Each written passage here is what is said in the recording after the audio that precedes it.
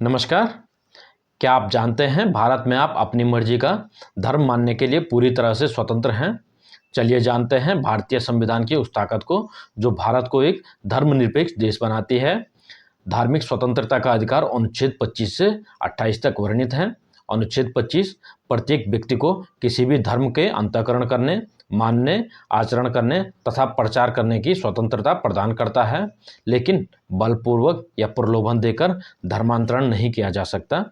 अनुच्छेद 26 धार्मिक संप्रदायों को धार्मिक कार्यों के प्रबंधन की स्वतंत्रता प्रदान करता है। लोक व्यवस्था, सदाचार और स्वास्थ्य के अधीन रहते हुए प्रत्येक धार्मिक संप्रदाय को कुछ अधिकार प्राप्त हैं। पहला, धार्मिक और पूर्त प्रयोजनों के लिए संस्थाओं की स्थापना और पोषण। दूसरा, अपने धर्म विषयक कार्यों का प्रबंध करने का अधिकार। तीसरा, जंगम और स्थावर संपत्ति के अर्जन और स्वामित्व का अधिकार। और चौथा, ऐसी संपत्ति का विधि के अनुसार प्रशासन करने का अधिकार। अनुच्छेद 27 किसी भी व्यक्ति को ऐसा टैक्स या कर देने के लिए विवश नहीं किया जाएगा जिसकी आय इनकम को किसी विशेष धर्म या धार्मिक संप्रदाय की अभिवृद्धि के लिए व्यय किया जाता है। अगला है अनुच्छेद 28 शिक्षण संस्थाओं में धार्मिक शिक्षा या धार्मिक उपासना की स्वतंत्रता के बारे में। यह अनुच्छेद 3 प्रावधान करता है।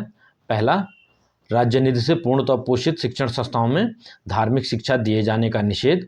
दूसरा, यदि कोई शिक्षण संस्था जिसकी स्थापना किसी ऐसे धर्मस्व या न्यास ट्रस्ट के अधीन हुई है जिसके तहत उस संस्था में धार्मिक शिक्षा देना आवश्यक है, तो ऐसी संस्था में धार्मिक शिक्षा दी जा सकती है।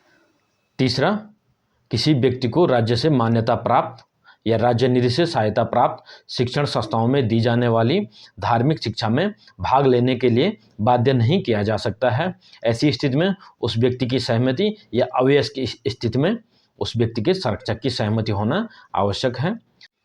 तो हमने देखा कि संविधान हमें हमारा धर्म मानने की ही आज़ादी नहीं देता, बल्कि दूसरे धर्म का सम्मान करना भी सिखाता है। यही है असली भारत की खूबसूरती। धन्यवाद। कल हम जानेंगे संस्कृति और शिक्षा संबंधी अधिकार। फॉलो करना ना भूलें।